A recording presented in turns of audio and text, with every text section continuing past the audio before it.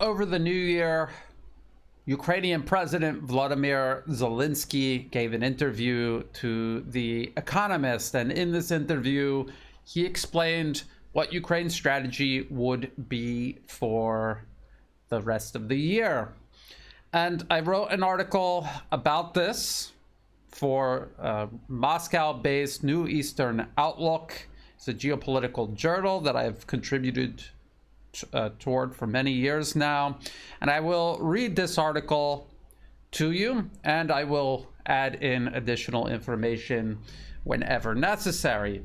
Let's start by looking at the Economist article itself. A New Year's interview with Volodymyr Zelensky, the Ukrainian president, remains defiant despite the prospect of a bleak year ahead. So this is the Economist warning you before you even read this that President Zelensky is going to say one thing while reality is probably an entirely different thing. So let me start by reading my article, and I get to this interview right at the beginning. New Year's 2024 saw Ukraine's President Volodymyr Zelensky announce a new strategy toward winning its war with Russia.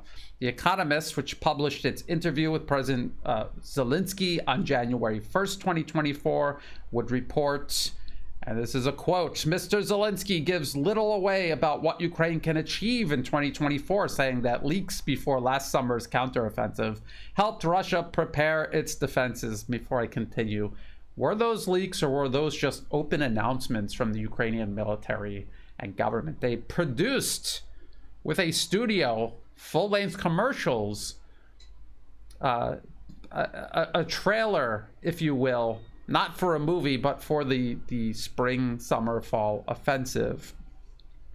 But if he has a message, it is that Crimea and the connected battle in the Black Sea will become the war's center of gravity. Isolating Crimea, illegally annexed by Russia in 2014, and degrading Russia's military capabilities there is extremely important for us because it is the way for us to reduce the number of attacks from that region, he says. The Economist would elaborate, claiming that by destroying ships of the Russian Black Sea Fleet and evicting Russia from a naval base that Russia has held for the past 240 years, referring to Sevastopol naval base, would be a huge embarrassment to Mr. Putin. The article also explains that President Zelensky requires additional weapons and assistance from Ukraine's Western sponsors, including long-range stealth cruise missiles, and I think they were specifically referring to the German-made air-launched Taurus. This is an air-launched cruise missile like the UK Storm Shadow and the French Scalp. A warplane will take off, launch this cruise missile, and the cruise missile will travel at low altitudes toward its target.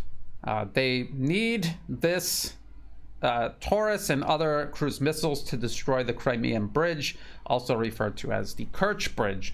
However, the article never explains how a huge embarrassment for Mr. Putin would in any way shift the conflict strategically in Ukraine's favor. The article does mention that the large-scale mobilization of both Ukrainian society and the Western world in February 2022, when Russia began the special military operation, is not present today, and that needs to change, hinting toward waning Western and Ukrainian resolve. The article concludes by noting President Zelensky remains convinced Ukraine cannot turn back from its plan to defeat Russia, despite never actually articulating a sound plan that could actually defeat Russia, before inferring that Ukraine's Western sponsors no longer share President Zelensky's confidence. So you're getting some very mixed messages in this article. These claims from President Zelensky that Ukraine is still in the fight, and the Economist in the backgrounds preparing Western audiences for the West to cut its losses with Ukraine. And we could only be so lucky. That is the best case scenario at this point. Now let's talk about just how impossible it is for Ukraine to isolate Crimea. I still hear otherwise serious analysts across the West talking about how 2024 will be a build year and we'll be able to give Ukraine the capabilities to isolate Crimea. The battle for the Black Sea is going so well for Ukraine. They're winning, and if they could just translate that victory over to Crimea, then 2024 can be a very good year. And if nothing else, it could set the stage for a very good year in 2025. This is all fantasy, and I'm going to explain why. President Zelensky's strategy of isolating Crimea and degrading Russian military capabilities based there is irrational and unrealistic, especially considering the stated means by which Ukraine would supposedly achieve the strategic objective. The Ukrainian government, military, and their Western supporters have consistently stated that Crimea could be isolated and even captured if Ukraine could succeed in both destroying the Crimean Bridge and cutting the land bridge connecting Crimea to the rest of Russia via Kherson, Zaporozhye, and the Donbas. Of course, there was a massive effort to do that last year, the summer and fall 2023 Ukrainian offensive. It failed utterly. Ukraine traded an entire army for minimum gains, irrelevant gains. They lost their entire military. NATO will never be able to supply Ukraine with the replacements for what they lost last year during that offensive. And I get to that here in just a moment. However, this ignores the reality that Crimea joined the Russian Federation following a referendum in 2014, while the Crimean Bridge was completed in 2018, the rail bridge was completed in 2019, and the land bridge was established only in 2022. This means Russia was able to supply both the civilian population and its military bases on the peninsula for several years without either a physical bridge or a land bridge. Russia was able to sustain the civilian population and economy in Crimea, and also sustain military operations on the peninsula. Should Ukraine succeed in destroying the Crimean Bridge and in cutting the land bridge, which is absurd and will never happen, but let's just say if they did somehow manage to do both, Crimea itself would still be able to move people, goods, weapons, and ammunition back and forth to the rest of Russia via a number of seaports and airports, which are capable of moving millions of tons of cargo and millions of people each year. And I would say, out of all of the things Ukraine is attempting to achieve in regards to Crimea, destroying the Crimean Bridge is probably the most possible. But even if they were able to destroy the bridge, eventually it would be repaired.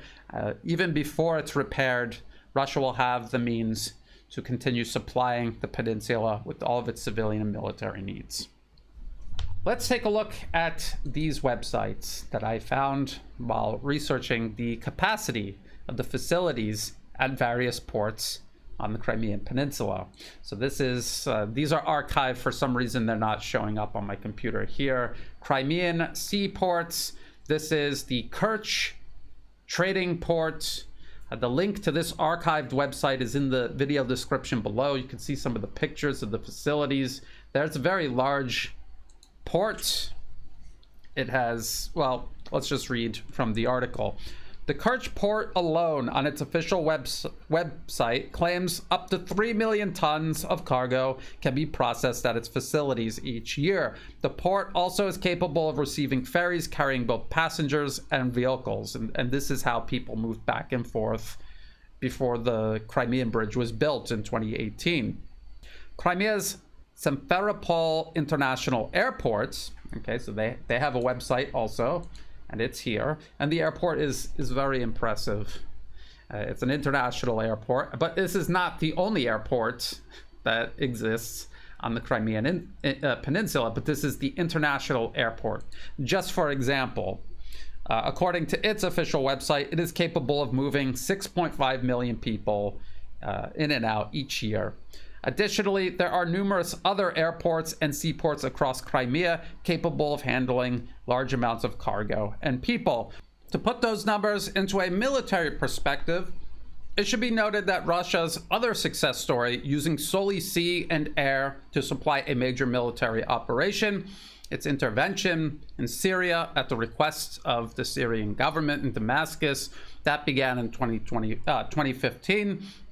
According to the Washington-based Institute for the Study of War, it involved approximately 200,000 tons of cargo moved in the first 5 months. If you extrapolate that to over an entire year, that would add up to about 500,000 tons of cargo. The Kerch port alone can process 3 million tons of cargo per year. Russia possesses an overabundance of logistical capability to sustain an equal or greater military operation on the Crimean Peninsula. And it doesn't need to be said that the Crimean Peninsula is so much closer to the rest of Russia than, say, Syria. Even if several ports and airports were temporarily disrupted by Ukrainian strikes, Russia would possess more than enough facilities and capacity to move all the equipment, manpower, and ammunition necessary to successfully defend Crimea from Ukrainian offensive operations. The summer-fall 2023 Ukrainian offensive, carried out on a scale Ukraine and its NATO sponsors are incapable of replicating, demonstrated just how effective Russian defenses are, even at the end of a much longer logistics chain. Now let's talk about the fact that Ukraine, how many weapons Ukraine would actually need, what type of weapons and how many of them they would need to actually take out airports and seaports and keep them knocked out in order to actually disrupt Crimean logistics. Current Ukrainian attempts to strike at Crimea itself depend heavily on air-launched cruise missiles like the UK-made Storm Shadow, the French Scalp, and what are claimed to be Ukrainian Neptune anti-ship cruise missiles used in the land attack role. Large numbers of drones are also employed. A recent attack targeting the port facilities at Feodosia, as reported in this article here. This is U.S. government-funded Radio Free Europe, Radio Liberty. Ukrainian Air Force claims destruction of Russian ship in Crimea. Moscow confirms missile strike. Involved Ukrainian military aviation firing multiple air-launched cruise missiles, resulting in the sinking of a sole Russian naval landing ship.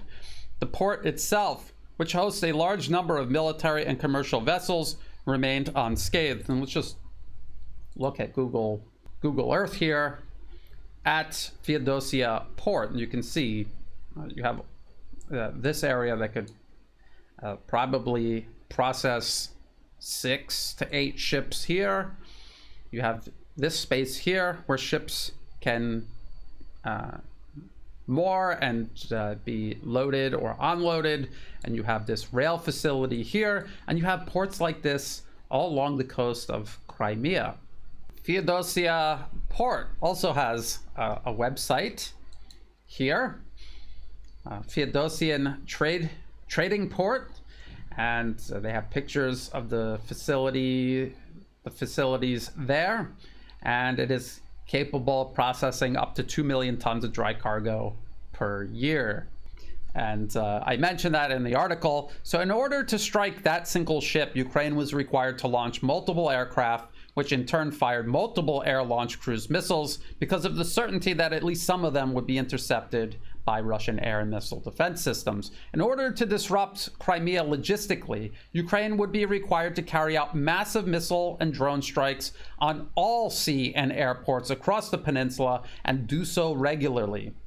Not just fire a number of missiles and sink a single ship once a week or every other week or 2 or 3 times a month.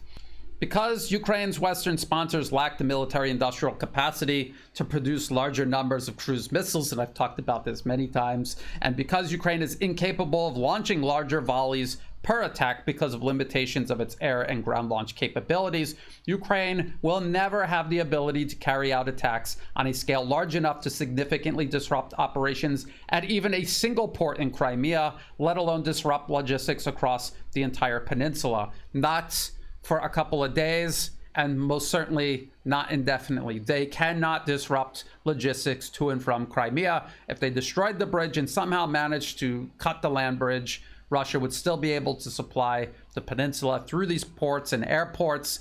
Ukraine doesn't and never will have enough missiles to disrupt port operations.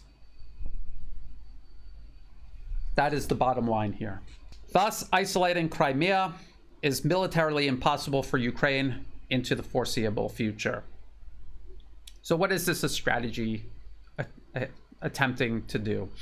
President Zelensky's strategy is therefore clearly not to isolate Crimea, but to convince the Ukrainian population and the global public that it is possible anyway. This is done in order for Kiev to justify the continued mobilization and loss of massive numbers of Ukrainian men along the front, while it allows Ukraine's Western sponsors to continue justifying the immense and growing cost in money and materiel spent on the proxy war. While defeating Russia clearly is impossible, the continuation of the conflict does still fulfill one of the objectives laid out by the US government and corporate-funded RAND Corporation in its 2019 paper, Extending Russia. If you go to this RAND Corporation webpage, the link to which is in the video description below, Extending Russia, if you click right here, you can download the PDF file of this entire document for free. And they have a section titled Provide Lethal Aid to Ukraine. And you can read this entire option, the benefits and the risks here. So in the paper, under this chapter titled Provide Lethal Aid to Ukraine, it explains, expanding U.S. assistance to Ukraine, including lethal military assistance, would likely increase the cost to Russia in both blood and treasure of holding the Donbas region. More Russian aid to the separatists and an additional Russian troop presence would likely be required, leading to larger expenditures, equipment losses, and Russian casualties. The latter could become quite controversial at home, as it did when the Soviets invaded Afghanistan, and opposition grew. The unsustainability of that operation became apparent, and the Soviet Union was forced to withdraw from Afghanistan. President Zelensky and his Western backers' 2024 strategy is then clearly to continue carrying out high-profile public relations victories in the hopes of justifying the costs of the conflict in blood and treasure for the West, but through propaganda and media spin, also convince the Russian public and or elements within the Russian government that the price of continuing to fight is too high, and to begin opposing the ongoing conflict and even possibly attempting to remove the current government overseeing Russia's military operations. Whether this strategy will be successful or not remains to be seen. It seems much more likely that attacks on Crimea, Belgorod across the border from Ukraine, or even Ukrainian attacks deep within Russian territory, all of which have already taken place, will do little more than further galvanize the Russian public behind Moscow and the Russian military, and strengthen the resolve of the Russian nation to see this conflict through to the end. And this isn't the first time the West has tried to use this strategy. And the last time was not in Afghanistan either. I explained similar strategies of increasing the cost of Russian military operations in the hopes of turning the public against the Russian government were employed during Russia's military intervention in Syria from 2015 onward. Russia's military operations were nonetheless exceedingly successful, and Russia's military remains in Syria to this day, having strengthened both Syria and Russia's position in the region. Rather than a matter of which narrative prevails, the logistical realities on the battlefield will eventually make it impossible for the US and its allies to sustain this proxy war, forcing them to either cut their losses over Ukraine or risk dangerous escalation by intervening more directly. Which choice they choose, only time will tell. In the meantime, Washington and Kiev's commitment to unachievable objectives in 2024 means that this year will be the most difficult for Ukraine yet, for its government, its military, for its soldiers in the trenches, and of course for the civilian population. If you want to read this article in its entirety, again, it's in the video description below, along with everything else that I cited in the article and elsewhere. Also in the video description below are all the other places you can find and follow my work. I highly suggest people follow me on Telegram. I'm most active there, and I post absolutely everything there, including backups of all of my videos that go up on YouTube and Rumble and Odyssey. Also in the video description are ways you can help support my work. I do not monetize my YouTube channel or any of the social media platforms that I'm on. If ads pop up, feel free to skip past them. They're not helping me out at all.